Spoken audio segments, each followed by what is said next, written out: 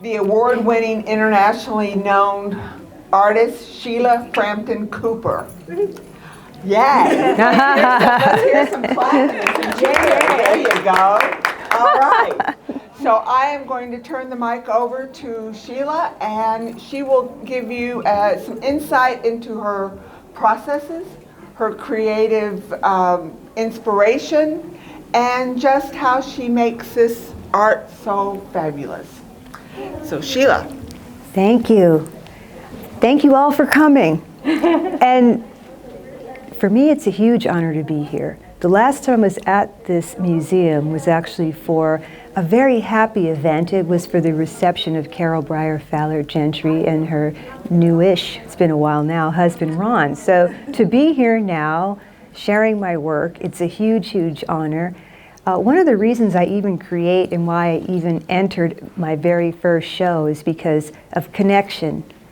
And I love to make a piece and then it does its thing. I don't know what it's doing, but I have an opportunity to connect with people through my work, and that's something that I really treasure. And that's why I love our community so much, because it's all about connection and sharing.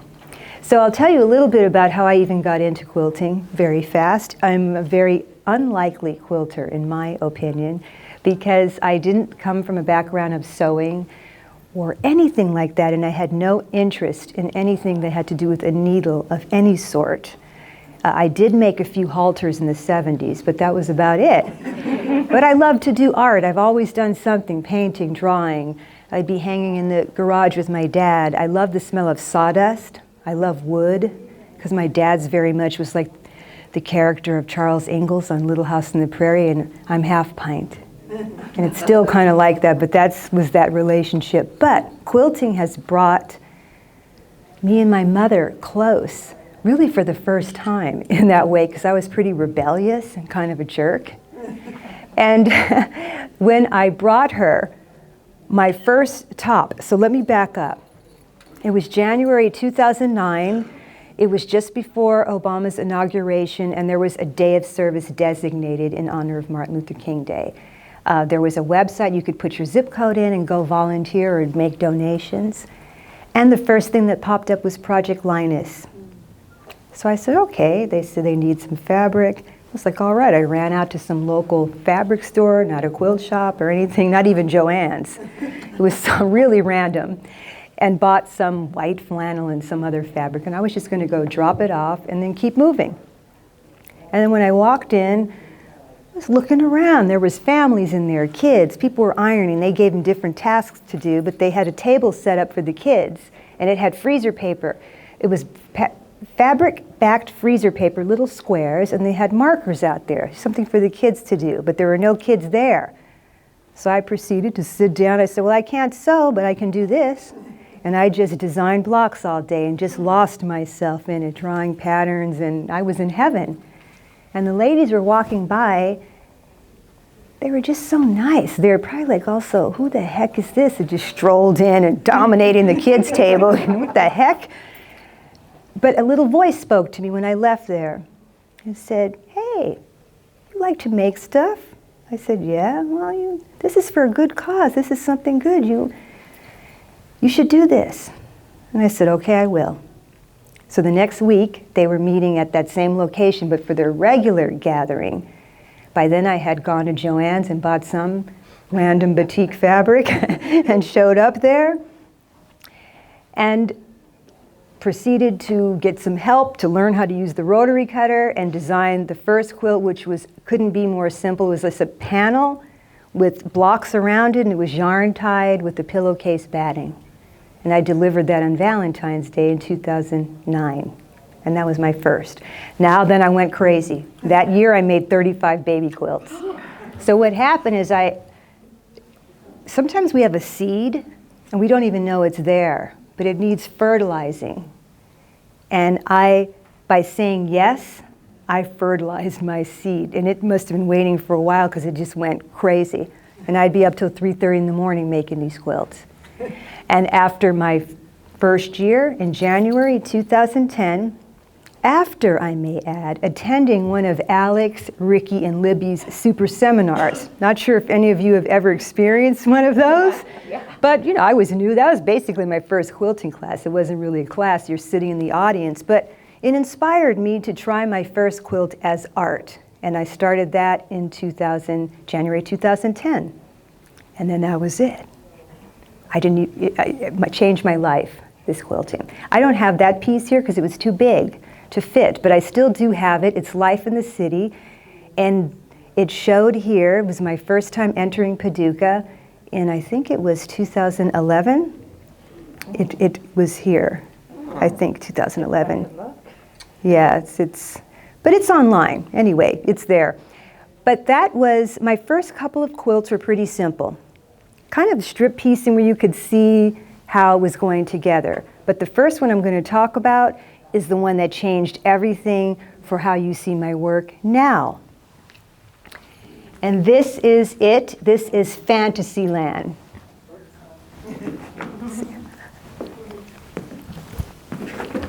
So Fantasyland is the first quilt that I made using fabric that I dyed myself.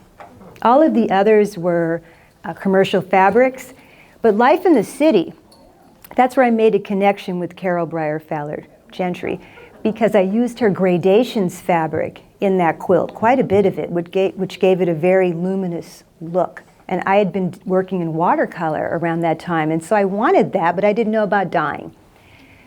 So this is the first one, but it's also the piece that I defined as creating from a nucleus, which is really how I create my work.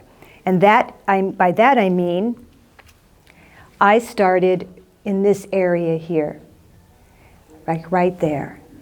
And I didn't like the first thing that I did. And I just cut it and restructured it, and I think I came up with this. And then I just, one thing after another after another. So once this part here was all sewn together, then I worked my way all the way around this way. And it just, over a period of months, all of my work takes a long time. Because I'm designing as I'm building, it's slowly unfolding. And I remember getting up here, I think there's a seam. So this right here, all the way across. Okay, this went to there. I get lost myself. That's the thing. If I don't look at progress shots of my work, I really can't tell you what I did first, second, third, and fourth. Because when I'm working, I'm really very present. And I'm not thinking about anything else. So it's hard for me. I can't even find my seams on this one. Sorry about that. But that's the basic idea, is that I make a commitment to trust that it will work out. And by just sewing the pieces together and making constant decisions as I go, there's an organic sort of flowing out look to it. And I think that's why my work feels the way that it does, is because of that. So once this was done, that was it. I was off. I wasn't really doing too much curved piecing before either, but there were a couple of Easter eggs in my previous 3 art quilts. One of them lives at the International Quilt Study Center. That's a view from above, which was also here and won first place one year. It's all greens. So after that, this would be one of my earlier pieces as well. Now this is another example of what I like to do sometimes is make a cool shape, something, an object, a motif. In this case, it was here, this yellow. And once I had that built, then I added on here directly to it. And then I came on this side, and I think all of this was then one. And then I did the same thing but different here. And I couldn't, there's no logic in what I do. In that sense, it's not where I can say, and then I saw this and I was trying to do that. That doesn't exist for me. I'm not trying to do anything except what I see, what pleases me at the moment. And there's times when I will see a bigger picture when I'm working, but most of the time I'm just thinking of one foot in front of the other, one piece at a time. And then it's going to come. If I think about too much, you may not do anything. This is what I find happens in the overwhelm. But when you're just focused on one, before you know it, there you are at the top of Mount Everest, which is how I feel whenever I finish a piece, because I have no clue where it's going to go. And it's fun for me. But then I feel very like, whew, when I've got one corner done, the next corner, then I'm like, okay, yes. Now, as far as early pieces, here are two here. And some of these, I'll talk about the later ones that I made when I was living in France. But this is an example. Now, everything you see with the exception of this piece, The Reef, and Jungle Love here, these are actually pieces that I made a drawing, and then I made a pattern and put it back together exactly as my drawing. That's a whole nother thing, and something that I teach. It's the applique-piecing, it's Carol's method. I do my own little flim-flam, but she is the one that developed that technique. And I have so many drawings and things that I want to bring into quilt form, but I like the look of piecing. I like the graphic, clean look, and that's why I like to do this. I'm not a big fuser, just probably because it's not hard for me. I like challenge, and this is engineering, and it's good for my brain. So this piece is, I had a drawing, and when you see a little drawing, it was a tiny little thing, maybe it was like 2 by 3 or something. Then I projected it onto freezer paper, but when you start to bring in the color, that's when everything changes. And when my son, my youngest son, names quite a few of my pieces, I always say, what do you see? And with this piece, I see a coral reef, little creatures on a coral reef. I'm like, there it is. That's it, the reef. This piece here, my mother named this piece. This is kelp. And kelp is inspired by the Japanese taupe quilts that I used to see quite a bit here and in Houston in my early days of discovering quilting. And those are very quiet, very powerful quilts that were mostly done by hand. But I wanted to do my own version as an homage to the Japanese quilters because I really have such an appreciation for their work, especially the handwork, because I don't do handwork. I don't enjoy it. It's not a thing. I really like to move, and it takes me already months just working with the machine. But this was something that I intentionally created with these quiet colors. And then when my mother looked at it, she said, it looks like the plants when you're the kelp in the kelp forest, and little bulbs break off and things break off on the beach. And I was like, all right, there it is, kelp. And this one, which I'll say just briefly, we all see different things, right? We're always going to view things through our filter. And I like to think of it as that we all look at life through a different prescription. Some people might see us clearly, and to some people it's a blur. So when you interpret and see art, that's the same thing. You're going to see things that somebody else may not see. And with this, I saw wormholes. And I'm sure I'm the only one, maybe, but I had seen this movie called Donnie Darko, and there was these wormholes in that particular movie, and this reminded me of that. Like portals. That's why I named it Deep Sea Portals, because really the sea is so mysterious. It's another dimension. I make a lot of pieces that have to do with the garden, the sea, water, things like that, the reef, everything, quite a bit actually. If I think about it, it's nature, it's all of that. Now I will move to this piece. Someone said you said it was your favorite.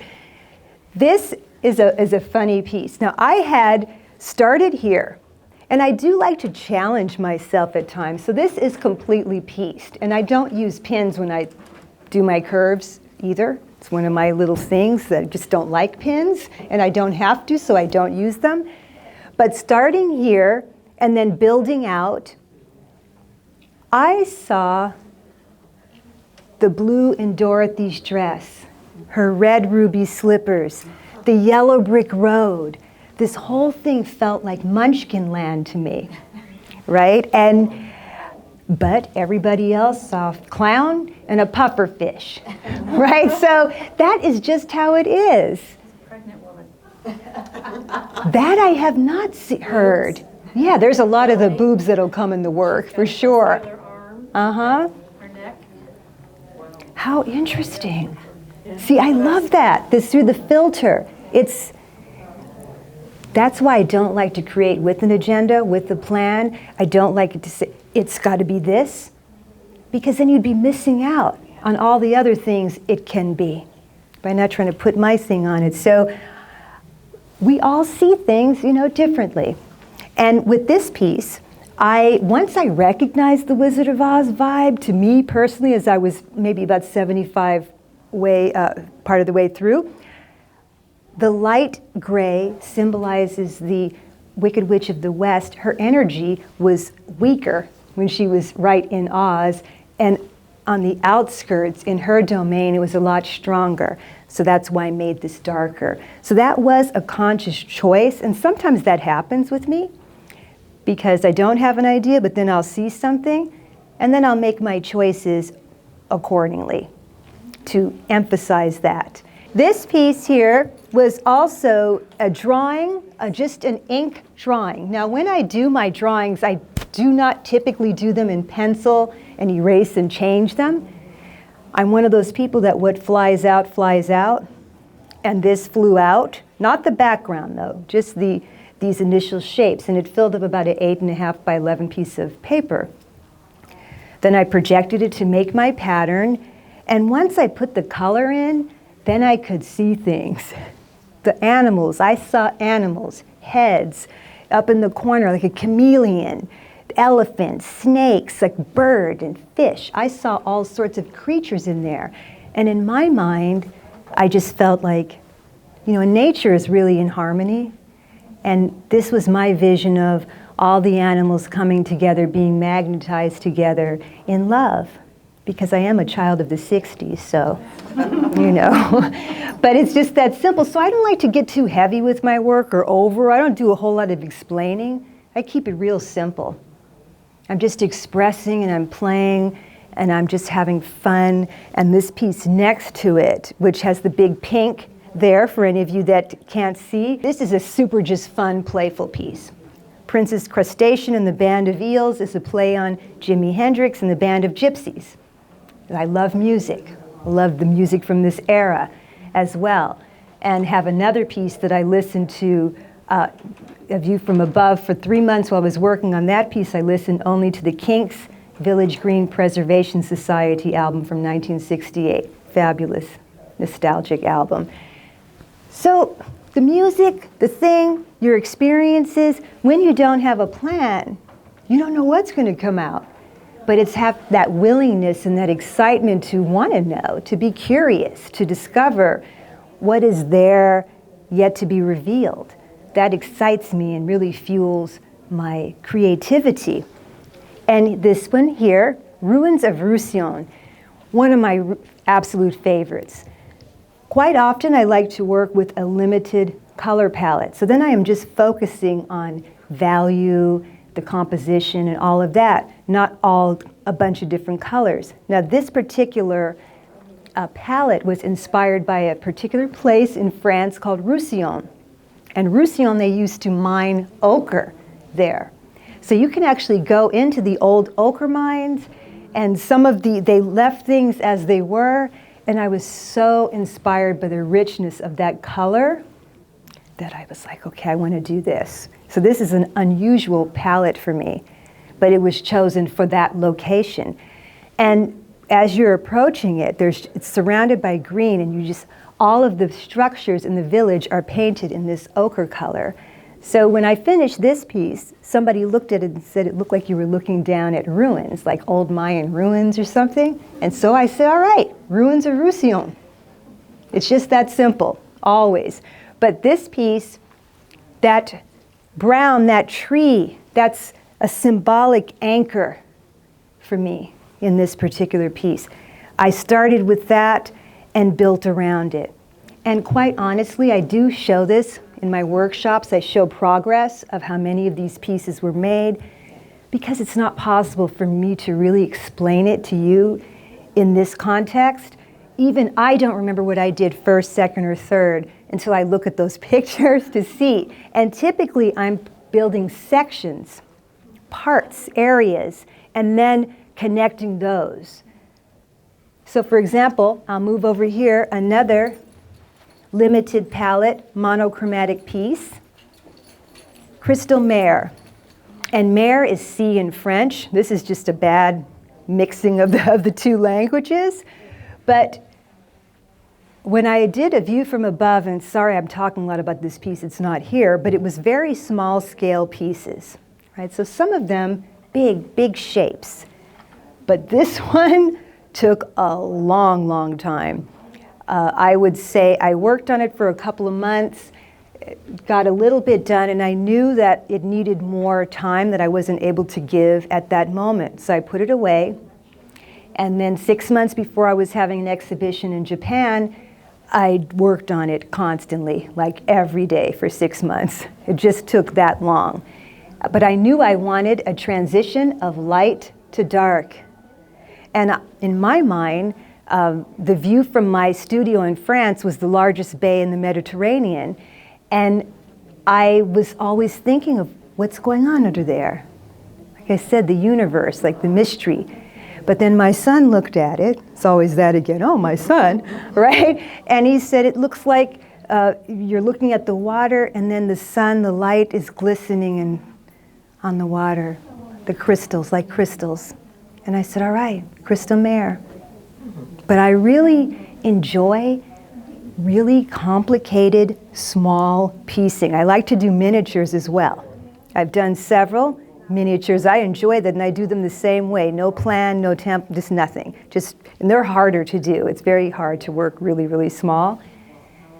But you get lost in it. And this is all with about probably 7 different values of my hand-dyed fabric. And anything else that I have not, I didn't talk about this one, right? So Mare is also one color and a neutral. And this was the very first piece that I made when I moved to France in 2014. I had basically jumped off into the abyss, left my studio and everything of comfort and familiarity to go into another country where I didn't even speak a lick of French, right? Just none. I was being pulled there. I just didn't know why. And my mood was, I was in a state in the beginning. Like, what have I done? You know, I would look, because my studio was in Studios magazine, and somehow I'd look at pictures and I would just, I had painted my floor, my concrete floor I'd painted, I designed it, and I walked away. And I would do it again. But it was a difficult time, and I was afraid for my future. And I started this piece when I was living in a little guest house on a spectacular property in Provence. I would just ride my bike around, and really I was decompressing, right? And my mood was very subdued, but inside there was a lot going on.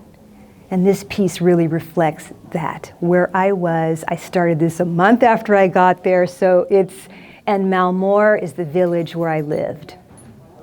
So it's a special piece for me. They all are. They're all like, I cannot duplicate. I don't typically work in a series. I'm not an intellectual artist. I'm a feeler and an expresser. This is what I try to teach and share, because there's a time and a place for everything. Like, I love plans, right? I do these. I have tons of stuff. But there's nothing like just one thing. All right, one more. Not so concerned and not worried, just allowing and exploring and playing. But people forgot how to play. It isn't everything. Some things have to be serious. We don't need to be the same in every part of our life. Now, in this area, I have infinite patience. I cannot say that I'm like that in every area of my life. That's why I really need this. So I am so grateful for the day I said yes at Project Linus because it changed my life. It brought so many wonderful people into my life, new friends, new experiences, and it's because of David Taylor that I even ended up in France, because it was he who introduced me to the gallery owner in Loris, and then we were going to exhibit together. He was not able to, so I introduced the gallery owner to Carol Breyer-Fallert, and she and Sue Rasmussen, the three of us exhibited. So for that month, when I was there in May 2014, unknowingly something was happening to me. And they went back after 2 weeks, and I was there on my own. And then when I came back, it wasn't the same, and I was ready for this next chapter of my life, and it was scary because I had a good situation. But you know what? I'm not one who's living in life just to be comfortable. I want to live it. So my work really represents me. Color, live it, do it, energy, music, this, that. And I'm 57, I'm no spring chicken. My kids are 34, 35, right? I've done that. And now I can be free. And I can help and teach others and whatever else life has in store for me. So thank you all for coming. And I'm happy to answer any questions that you might have, or you want to chat or whatever. I'm here. Do you only ever work on one piece at a time, or do you work on? I used to only work on one piece at a time. I used to. That would be my preference, but that's when I had nothing else to do. I mean, I would do other things. I was a photographer, so when I started quilting, I was actually working as an architectural photographer at that same time. So I had the flexibility and I'd be working till 3 in the morning. Like when my studio was built, the fridge was there, the music. It was a party every night. It's not like that anymore. And when I went to France, I changed. I was unbalanced. I worked too much. And I changed after living there for 6 years. Now, come 6:37, that's it. I end the day and go into my little routines, which really developed during the pandemic, as we all got routines during, it just keeps you sane and comfortable to do these things like that. So, because I quarantined alone. I had just moved back to the US in December 2019, so I didn't even have my sea legs, and then, phew. But I'm grateful for everything, not the pandemic, but for all my experiences. I would do it again. Like, it wasn't easy, but I would do it again because I'm good where I am. And that is it.